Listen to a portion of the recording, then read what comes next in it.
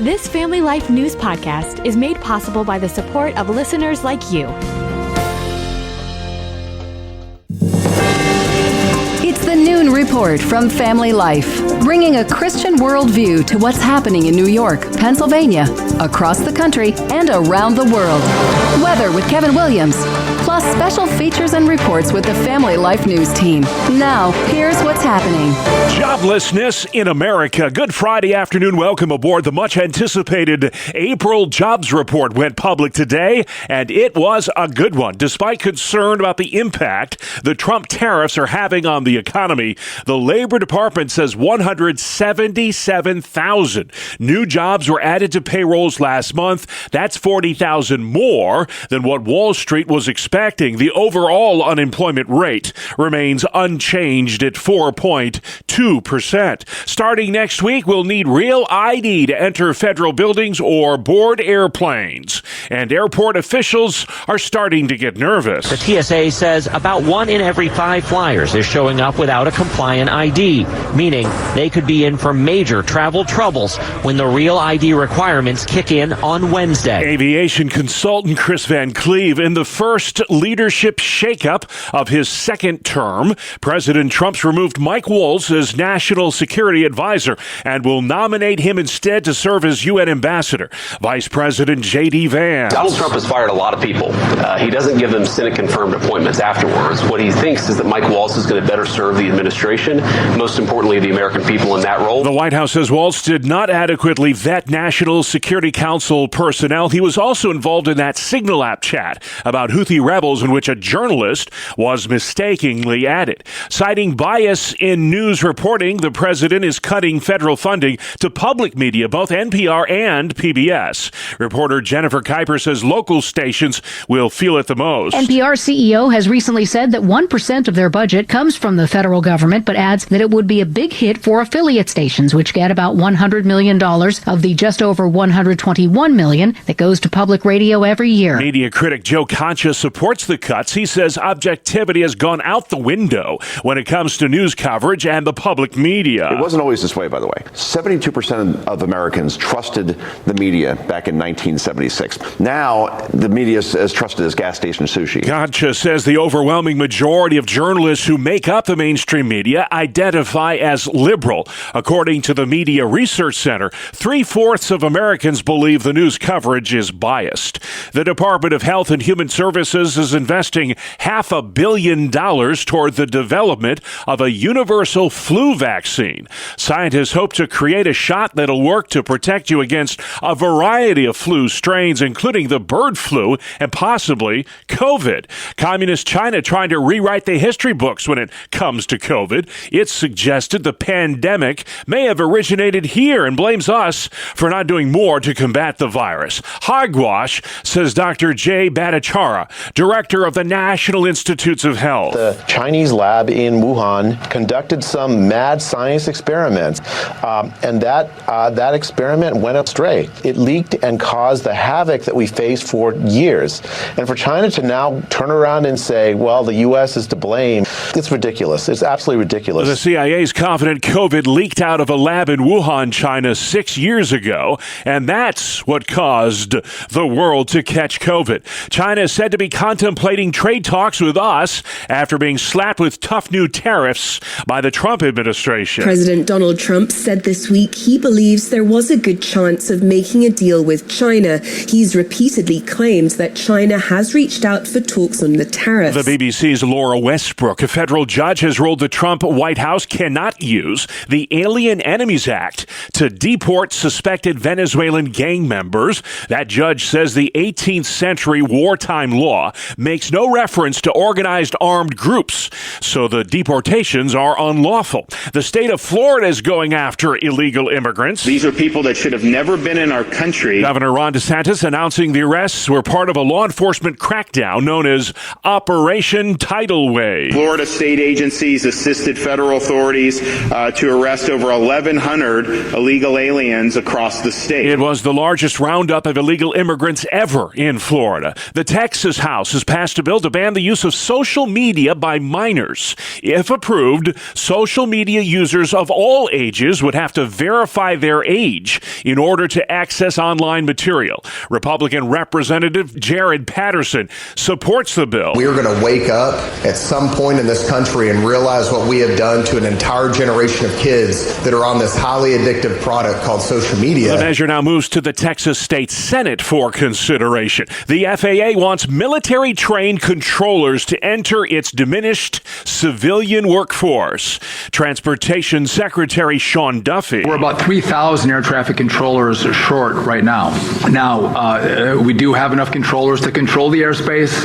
There's a lot of overtime. There's a lot of stress on the controllers. Duffy says it'll take 3 to 4 years to get fully staffed. The Trump administration is losing patience with Vladimir Putin. Secretary of State Rubio says if a Russia-Ukraine peace deal doesn't happen soon, the U.S. may be forced to walk away from the bargaining table. National security analyst Brett Velikovich. We're aligning a little bit closer to Ukraine, and I think it's about time. Putin screwed up, frankly, and I think our president may finally have had enough with him. You know, he can't verbally commit to these ceasefires and then 24 hours later attack civilian infrastructure, and that's the problem. This week, the U.S. signed a mineral rights deal with Ukraine to help compensate us for funding its war with Russia. At the Vatican, the conclave of cardinals to pick a successor to Pope Francis begins next Wednesday. Workers have already installed a special chimney on the Sistine Chapel.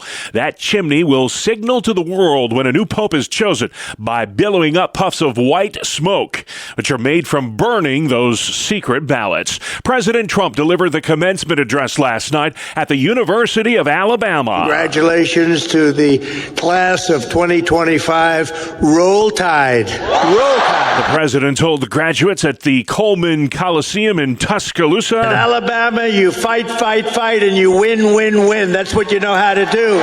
Congratulations to you all. Trump was joined on stage by former Bama football coach Nick Saban. The oldest sporting event in U.S. history will happen tomorrow in Louisville. It is the 151st edition of the Kentucky Derby, the most exciting 2 minutes in sports. Or so they say. The horse, Journalism, is the odds-on favorite to win the 1 1/4 mile race at Churchill Downs, the first leg of the Triple Crown. A 50-year-old Soviet probe meant to study the planet Venus. That probe will crash land on planet Earth soon. The Cosmos 482 probe was launched in 1972 but malfunctioned and has been stuck in Earth's orbit ever since.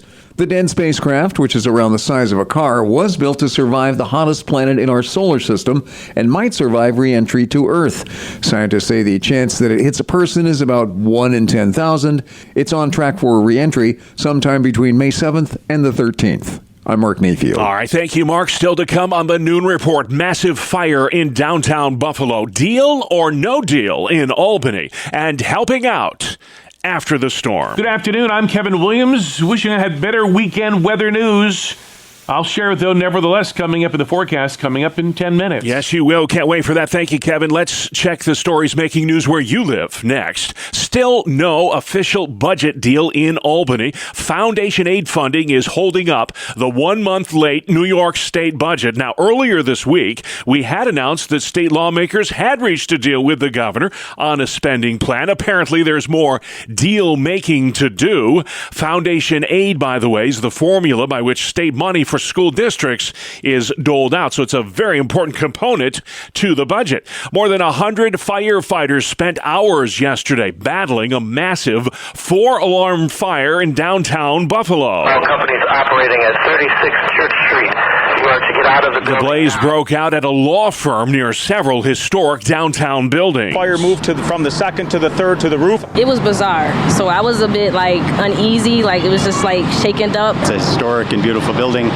We don't want any harm to come to it, so we're very concerned. Fire Captain Pat Lally says the building that burned was built in the 1960s and had no working sprinklers. Sprinklers are a godsend, and they weren't required back in 1965. The damage to the church Church Street law firm and the surrounding buildings estimated to be at more than $6 million. A Western Pennsylvania grocery chain is looking to help those affected by this week's destructive thunderstorms. Family Life's Brian Query. On Sunday, all Pittsburgh area Giant Eagle and Market District locations will offer a 15% discount off of their grocery purchases in the aftermath of this week's severe storm that left thousands without power. The one-day discount is meant to help those who have to dispose of the contents of their refrigerators, freezers, and pantries due to power outages. Bill Artman, CEO of Giant Eagle, said customers will either receive a 15% off coupon upon entering the store or at the checkout on Sunday. Some items are excluded, such as milk, fuel, and prescriptions. Stores in 7 Western Pennsylvania counties are participating in the promotion.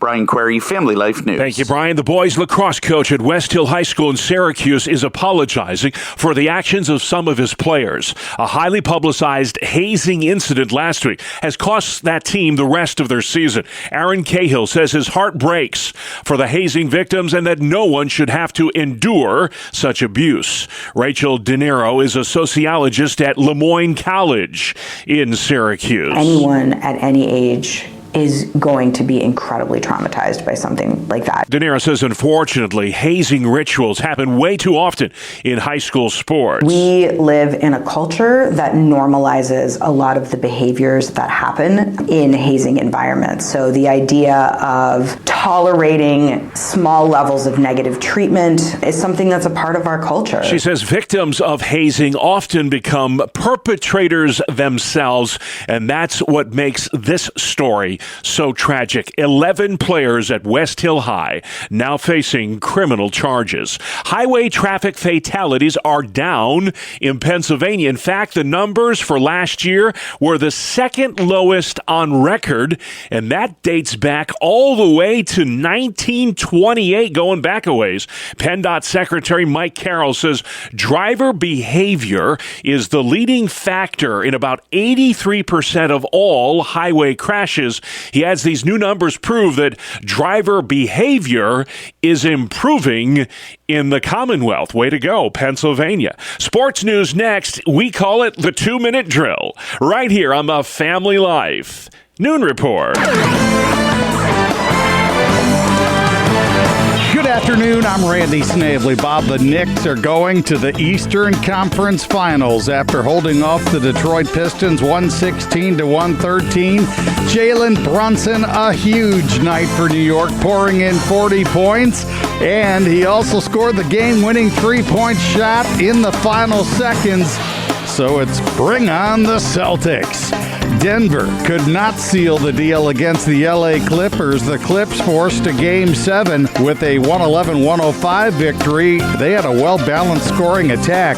James Harden had 28 points. Kawhi Leonard scored 27 and grabbed 10 rebounds. Norman Powell had 24 points to help LA even up the series. Game 7 in Denver tomorrow. On the ice, talk about a back-and-forth affair with some quirky bounces in Denver. Colorado took a 2-0 lead after the first period, but Dallas stormed back with 4 goals in the second to go up 4-3. In the third, though, it was all the Avalanche. They lit the lamp 4 times to win it 7-4. This series tied at 3. Edmonton, Vegas, and Toronto all won to take their respective series 4-2. Baseball. The D-backs took 2 of 3 from the Mets after doubling them up 4-2. The Mets runs came on 2 solo shots by Juan Soto. The Phillies were going for a sweep of Washington, but the Nats scored 4 runs in the 6th inning, and they beat Philadelphia 4-2. Paul Skeens gave up 3 solo home runs in the 5th inning, and the Cubs went on to beat the Pirates 8-3.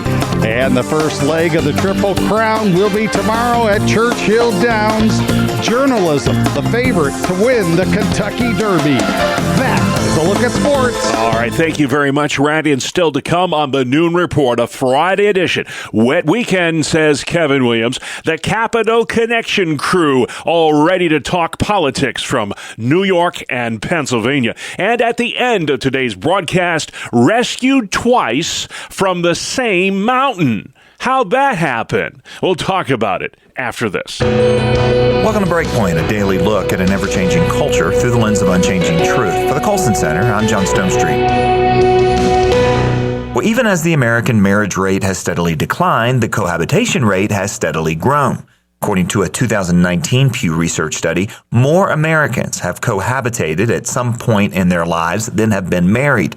And 15 times more couples live together outside of marriage today than in 1960. So rather than being an option among many, cohabitation is now a cultural norm when it comes to romantic relationships, one that reflects the deeply held belief that marriage is just a piece of paper and all that matters for a couple is that they live together and love each other. In truth, however, cohabitation is a disastrous way to form a household. Recently on X, pro-life author Lila Rose highlighted the facts about so-called shacking up. Quote, according to research, couples who cohabitate before marriage are 48% more likely to divorce. Cohabitation doesn't set you up for success. It undermines the success of your marriage. So for those who are dating and in a relationship, build a strong foundation by growing together spiritually, intellectually, and emotionally. If this is the person God's calling you to marry, make the commitment first. Get married, then build your home together. End quote. Reposting her advice, Brad Wilcox of the Institute for Family Studies reaffirmed just how many young people accept the popular but wrong wisdom on cohabitation. Quote, my students at the University of Virginia, he wrote, think cohabitation is a great way to prepare for marriage. They don't know. Cohabitation is actually linked to marital failure. A Stanford study found that cohabiting with an extra partner boosted women's odds of divorce by 3 times, end quote. So how did this relational arrangement that is so prone to failure become the common choice for so many? One reason is that the data about cohabitation is virtually unknown. We can blame the media for that. Another reason is that cohabitation is easy, but especially for men. Rather than being forced to define the relationship and plan for the future and make a lasting commitment, men receive all the physical and financial benefits of a marriage-like relationship, but only have to do so on an at-will basis. And that explains why cohabitation so often fails to lead to permanence. Cohabitation also confirms to the widely held views about what love and sex are. Wrong views. After all, if sex and love are purely transactional things, a source of producing personal happiness, then it makes perfect sense to try before you buy and not put anything on paper until you're really sure. However, the data suggests that cohabitation actually increases incompatibility. Why is that the case? The reason that cohabitation fails to prepare people for marriage is because it's fundamentally unlike marriage.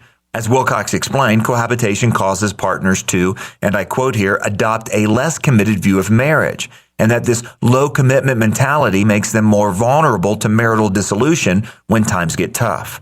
In cohabitation, you might say, both people are on trial, while implicitly telling the other, you'll do for now unless I find someone better. In short, marriage is more than a piece of paper. Publicly committing to another person, especially in a religious and family context where couples call on the community and God to hold them accountable, makes marriage fundamentally different than other relational arrangements. And the fact that it was created by God as part of the human order means that marriage, in a sense, makes people different too. As Glenn Stanton summarized in his book, which compared the very different outcomes of marriage from cohabitation, the ring really does make all the difference.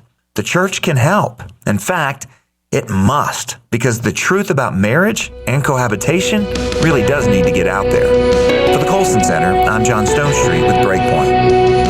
All right, good stuff. Thank you very much, John. Speaking of good stuff, meteorologist Kevin Williams. Here is your Family Life weather forecast. Today will end up being, for many, the warmest and driest of the next several days. Yet, there will be a couple of showers and thunderstorms in the area. Any thunderstorm, especially across western central Pennsylvania, the southern tier, could be locally hefty as well. But there'll be some sun in the mix as well. High temperatures today ranging generally in the 70s. Then tonight, cloudy with some showers. Low temps mid-40s to mid-50s. But tomorrow and Sunday, showers and a few rumbles in Pennsylvania.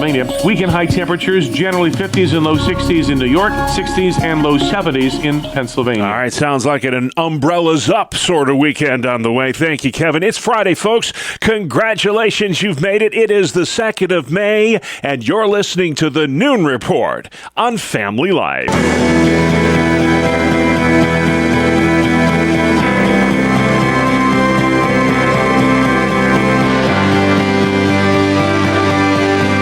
This is Capital Connection, Friday. Fridays during the Noon Report, we give you, the listener, direct connection to all that's happening in Albany and Harrisburg with the experts on the issues at the state capitals. They are, as always, Michael Geer with the Pennsylvania Family Institute and Jason McGuire with New York Families. Well, better late than never, Jason. New York finally has a state budget a month late. What can $254 billion buy? We're about to find out. It seems to me, at least on the surface, that the governor got a lot of what she wanted in this budget. Was that the case? Yeah, it seems to be in some level, maybe not everything. It's been pared back a little bit. And yet you hear these comments from the legislature that they're still debating some of the policy issues that are in the budget. So we may have some fiscal numbers, but the bills haven't passed yet, and it may still be several days before we actually can say the budget is 100% complete. One of the big items this year, of course, was that bell-to-bell cell phone ban at school. Are districts going to take kindly to this mandate from Albany? You know, I think that many districts will, because they like not having to make the decision. They want something to come from the state level. My position is, while I think that the cell phones should not be in the classrooms, I'd rather see it happen as a local decision rather than more state control. Michael, the Pennsylvania budget is due at the end of June, and a big push this year to permit pot for recreational purposes. Of course, Pennsylvania, one of the few states left that hasn't gone down that road. Do you think they'll go down that road this year? Well, we certainly hope not. The governor's $51.5 billion budget proposal includes a 7% increase in spending. That's something the Republican Senate doesn't want to see, especially since it would include using funds from the Rainy Day Fund, as well as taxing skill games and legalizing commercial sale of marijuana. There's 2 months to go until the deadline, and neither the skill games issue or the marijuana legislation has even moved through a single committee.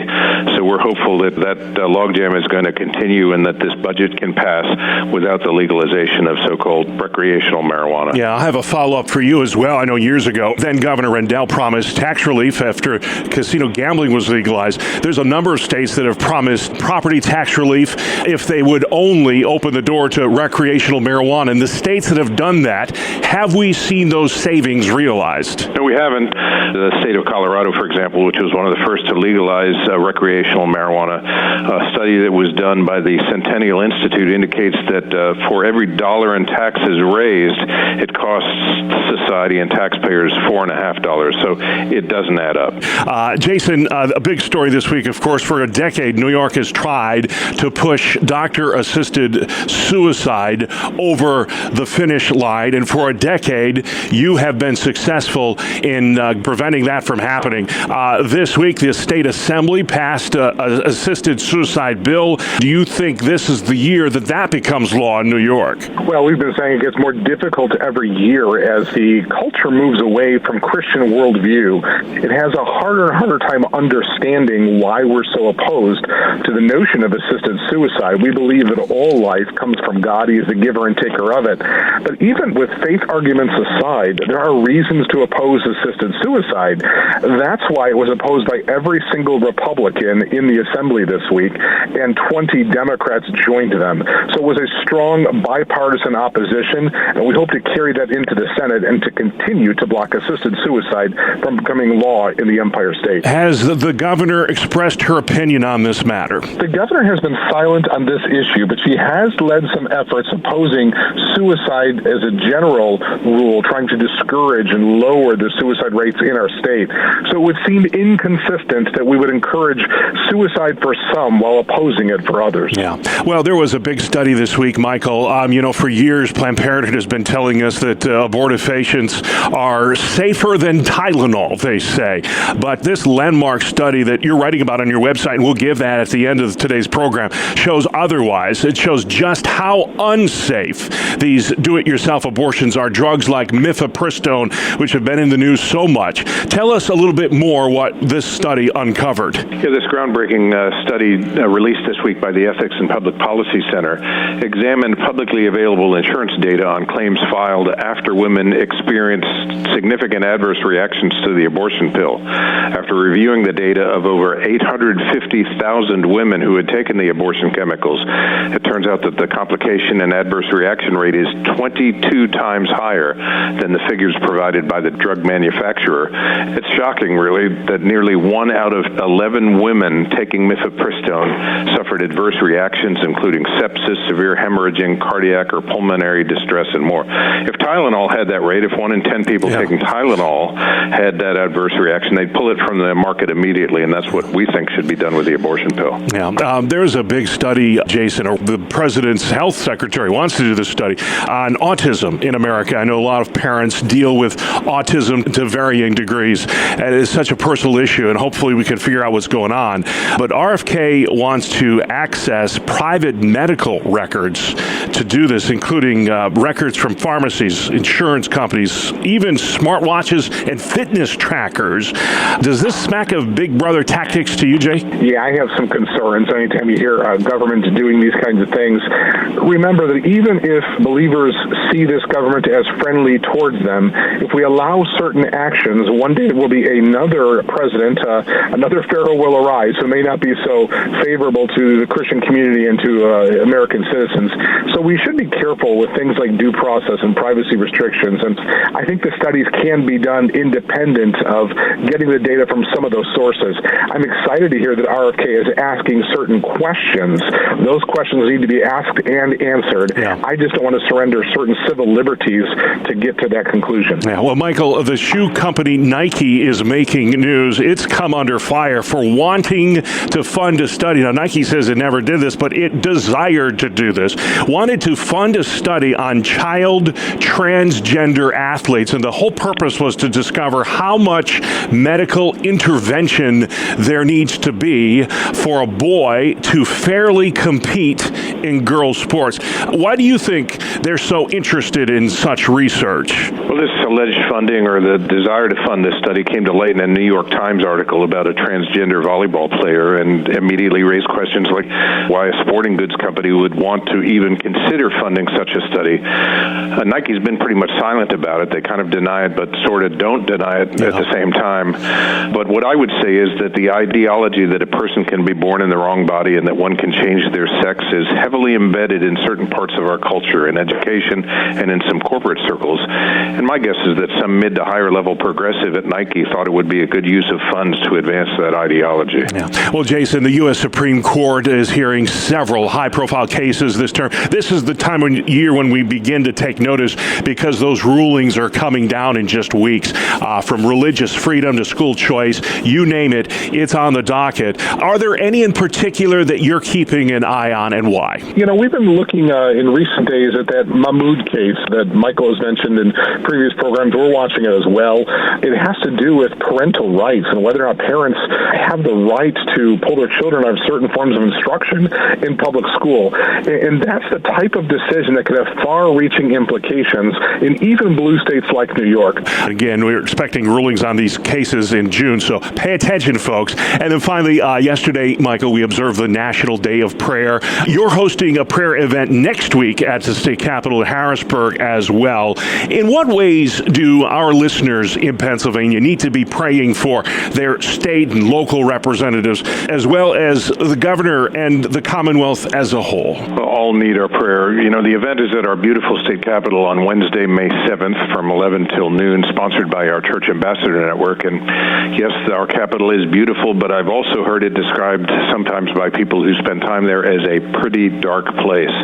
When you think about the worldly power that resides in our capitals, whether in Albany or Harrisburg or at the national capital in D.C., we know that the forces of evil, both spiritual and earthly, are targeting those places. And it's why we are pleased to bring the light of the gospel there and to encourage people to pray for those in authority, as you just mentioned, lawmakers and governor and others, as the Word of God urges in Paul's first letter to Timothy. Amen. And that's where we'll leave it this week. But if you have questions about the assisted suicide bill making its way through Albany, it's past the Assembly, onto the Senate.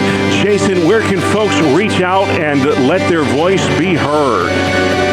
NewYorkFamilies.org.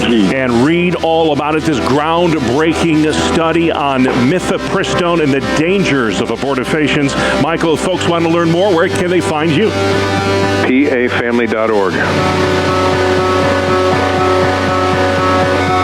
All right, gentlemen, thank you very much. Capital Connection, the name of the program, airs Fridays during the Noon Report. You can subscribe, listen to, and share this feature along with all our original podcasts at Apple Podcasts, Spotify, YouTube, or FamilyLife.org. Coming up, Deja Vu all over again on Japan's tallest mountain. Good afternoon. Here is your Family Life regional weather forecast. I wish I had better weekend weather news, but alas, I don't. A cold front, a couple of fronts, will be passing through the region. With that, an upper air disturbance, a reservoir of moist, unstable air, will combine and conspire to bring us the risk of rain and thunder from time to time, well into next week for that matter. Today will end up being, for many, the warmest and driest of the next several days, yet there will be a couple of showers and thunderstorms in the area. Any thunderstorm, especially across western central Pennsylvania, the southern tier, could be locally hefty as well. But there'll be some sun in the mix as well. High temperatures today ranging generally in the 70s. Then tonight, cloudy with some showers, low temps mid-40s to mid-50s. For tomorrow and Sunday, cloudy, cooler, with showers and a few rumbles in Pennsylvania. Weekend high temperatures, generally 50s and low 60s in New York, 60s and low 70s in Pennsylvania. All right, I guess it's what makes the green grass grow. Got some rain coming this week. And thank you, Kevin. Finally noon, a man who was airlifted from Mount Fuji last week was rescued for a second time this past weekend when he went back up that very same mountain to get his phone. Yeah, the 27-year-old Chinese national carried down Japan's tallest mountain in late April after becoming ill. 5 days later, it happened again. This same climber had to call police again after complaining of altitude sickness. He scaled Mount Fuji for a second time to try and retrieve a cell phone. Not clear if he ever did. And that's our world. Maybe I'll have to go up a third time. The world we live in. Friday, the 2nd of May. Enjoy your weekend, folks. I'm Bob Price. Family Life News. You've been listening to the Noon Report, heard weekdays on Family Life. Thank you for listening.